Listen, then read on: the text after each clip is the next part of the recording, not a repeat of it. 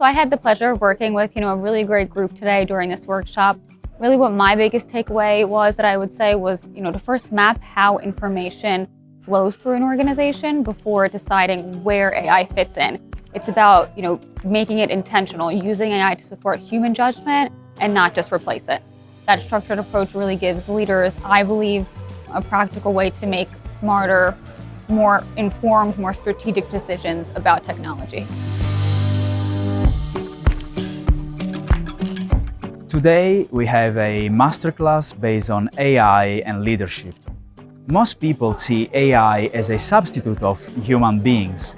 However, today we learned that AI must be used as a tool, but human beings must remain the architects of our strategy. At Lewis Business School, we don't just watch digital transformation happen, but we master the tools to lead it.